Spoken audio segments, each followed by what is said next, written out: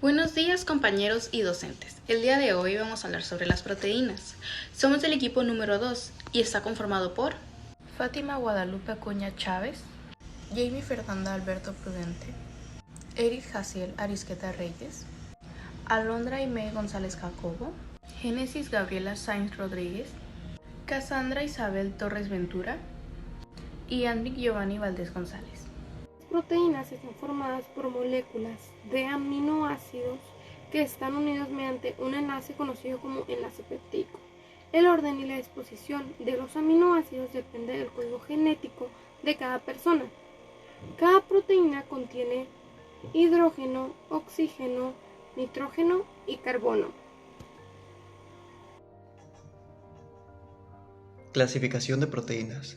Las proteínas se pueden clasificar dependiendo de su estructura, composición química, sensibilidad, solubilidad, entre otras cosas. Según su estructura, las proteínas se pueden clasificar en proteínas fibrosas que están compuestas de estructuras secundarias repetitivas. Proteínas globulares. Suelen estar compuestas de una sola molécula proteica o de unas pocas moléculas combinadas que se pliegan en forma esférica y forman una estructura más compleja. En la composición química podemos encontrar proteínas simples. Estas son proteínas formadas únicamente por aminoácidos. Se dividen en globulares y fibrosas. También se encuentran las proteínas conjugadas, que contienen un grupo proteico no proteico, como un ion metálico o una molécula orgánica, además de aminoácidos, por ejemplo, la hemoglobina, que contiene hierro, y las lipoproteínas, que contienen lípidos. En la solubilidad podemos encontrar las proteínas hidrofólicas, que son puntos solubles en agua debido a su afinidad por esta misma, y las proteínas hidrofóbicas. Ahora vamos a comenzar a hablar sobre las funciones que tienen las proteínas. Como ya sabemos, las proteínas es la unión de uno o varios polipéptidos. Esto va a desencadenar que tengan muchas funciones, pero nos estaremos basando en las principales, que van a ser 8 en este caso.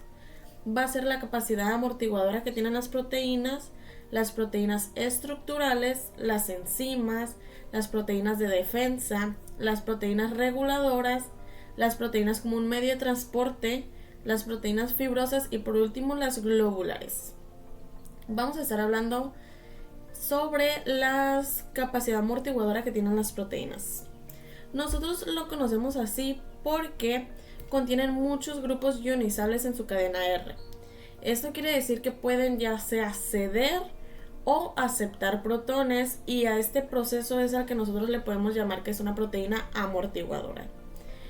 Un ejemplo de ello sería la hemoglobina, la cual es la que transporta el oxígeno y es la biomolécula más grande que va a tener nuestros eritrocitos. Dada su estructura y concentración celular, es lo que permite que se mantenga nuestro pH en un nivel estándar.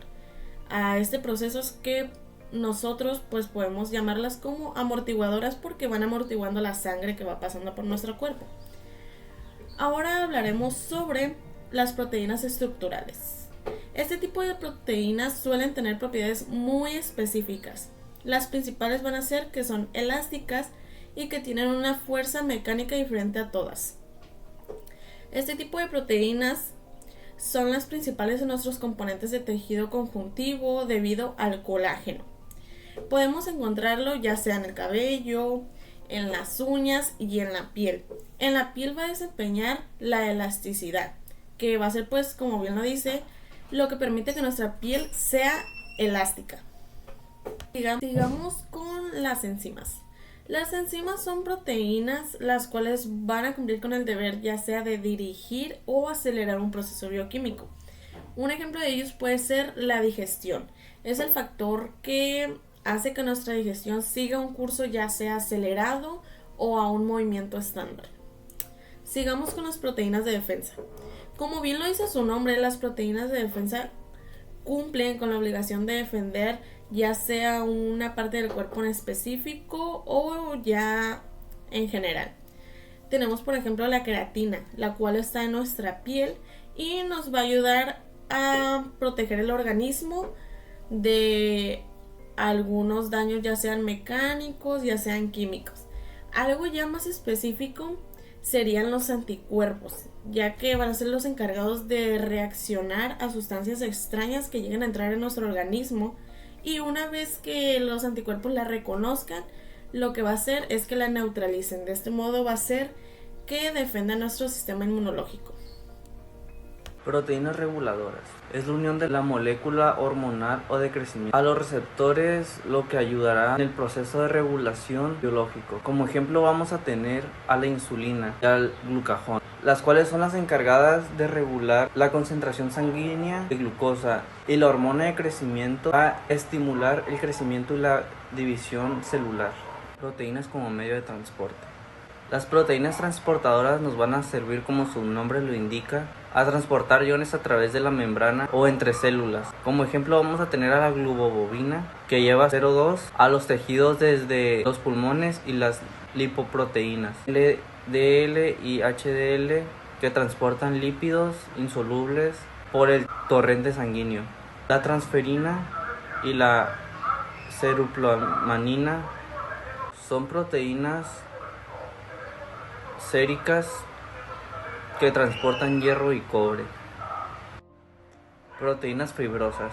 Son moléculas largas formando varillas, como lo muestran en la imagen, las cuales van a ser insolubles al agua. Físicamente van a ser muy resistentes.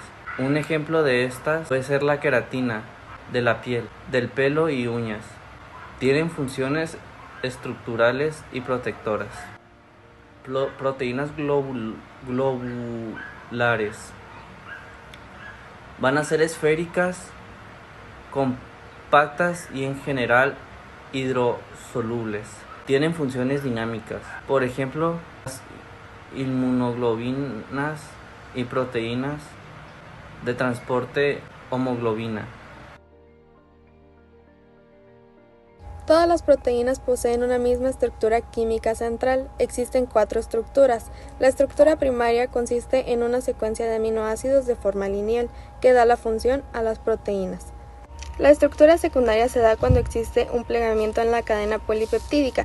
Puede presentarse en hélice alfa, que predominan los valores de pH en los que los grupos ionizables no están cargados, y las láminas beta, que son estructuras laminares y plegadas que están como en forma de acordeón y que dan estabilidad a la estructura de las proteínas. Ok, la estructura terciaria es cuando la proteína ya se plegó y agarró una forma tridimensional. Esta se plega en el ribosoma mientras son sintetizadas, o muchas veces también es con la ayuda de unas moléculas que se les llama chaperones, que literal es su única función. Ayudan en el plegamiento de la proteína y ya pierden su función, por eso se le conoce como chaperones. Esta forma tridimensional ayuda en la interacción con las moléculas de alrededor, y esta, como es una estructura tridimensional, sus interacciones son muy débiles, que cualquier cambio en su entorno se rompen sus interacciones, y eso se le conoce como la desnaturalización, pero eso más adelante lo miraremos. Y la estructura cuaternaria es la que le da la función específica a la proteína. ¿Ok? Esta está formada por 2 o más subunidades. Estas son estructuras terciarias. ¿Ok? Sus interacciones son mediante enlaces no covalentes, como los que son los puentes de hidrógeno y las fuerzas de Van der Waals. Un ejemplo de esta estructura es la hemoglobina, que está compuesta por 2 subunidades, la alfa y la beta. Ahora hablaremos de la desnaturalización. Pero primero, ¿qué es la desnaturalización? La desnaturalización es la modificación estructural de una proteína que hace que pierda su función. ¿Y por qué sucede esto? Bueno, sucede cuando se alteran las condiciones que mantienen las fuerzas de atracción de la proteína. Como podemos observar en imagen, así luce una proteína nativa y así luce una proteína desnaturalizada.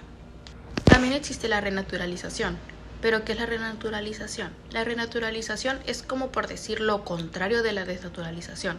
La proteína pasa de ser desnaturalizada a ser una proteína normal, pero a veces por las condiciones es muy difícil que esto suceda. ¿Qué puede causar la desnaturalización? Más a fondo, así casi fijándonos más en los detalles. Puede ser el calor, el pH, las sales y disolventes apolares y detergentes.